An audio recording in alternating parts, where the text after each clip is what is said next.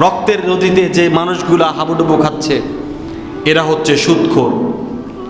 যারা দুনিয়াতে সুদের ব্যবসা করত, সুদ খেত, যারা অল্প পরিশ্রমে টাকা ইনকাম করার কৌশল হিসেবে সুদের ব্যবসাটাকে সমাজের ভিতরে তারা ছড়িয়ে দিত, এই মানুষগুলাকে মৃত্যুবরণ করার পরে রক্তের নদীতে তাদেরকে চুবানো হবে, আর পাশ থেকে ফেরেশতারা তাদের মাথার ভিতরে পাথরে আঘাত করবে।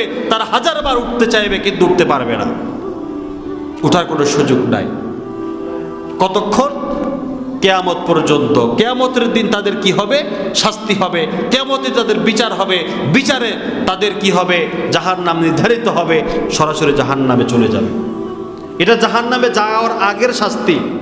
সুদখোর যখন মৃত্যুবরণ করবে তখন তাদেরকে এই শাস্তি প্রদান করা হবে। আল্লাহ পাক তো আমাদেরকে জ্ঞান বুদ্ধি দিয়েছেন, আকল দিয়েছেন। আকল দেওয়ার পরেও, জ্ঞান বুদ্ধি দেওয়ার পরেও আমরা কেন আল্লাহ তাআলার দিয়া হালাল জিনিসটাকে আমরা পছন্দ করি না, হারামটাকে পছন্দ করি? এটা আবার বুঝে আসে না। আচ্ছা বলেন তো, ছাগল এটা হালাল না হারাম? হালাল। আর কুকুর এটা কি হালাল না হারাম? হারাম। ছাগল এবং কুকুর দুটা দেখতে কিন্তু সেম, বয়সটাও সেম, উচ্চতাও সেম, দেখতেও সেম। ছাগলকে আল্লাহ বানিয়েছেন হালাল, কুকুরকে বানিয়েছেন হারাম। আচ্ছা বলেন তো, ছাগলকে বানাইছেন কে? আল্লাহ। কুকুরকে কে বানাইছেন? আল্লাহ। তো ছাগলকেও আল্লাহ বানিয়েছেন, কুকুরকেও আল্লাহ পাক বানিয়েছেন।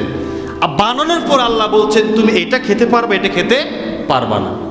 কিন্তু আপনি বুঝেন, সেটা বুঝেন, আল্লাহর এই হুকুমটা আপনি মানেন যে না, আল্লাহ পাক দুটাকে সৃষ্টি করেছেন, আবার আল্লাহ পাক নিজেই বলতেছেন তোমরা ছাগল খেতে পারবা, কুকুর খেতে পারবা না, সুতরাং কুকুরের গোশত আমার জন্য হারাম, আমি এটা খেতে পারবো না।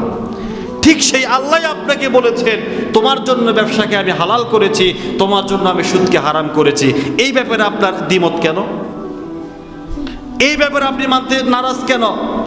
তার মানে আপনার কাছে বুঝে যাচ্ছে যে ব্যক্তি সুদ খেলো সেই ব্যক্তি শুকরের গোশত খেলো, যে ব্যক্তি সুদ খেলো সেই ব্যক্তি কুকুরের গোশত খেলো।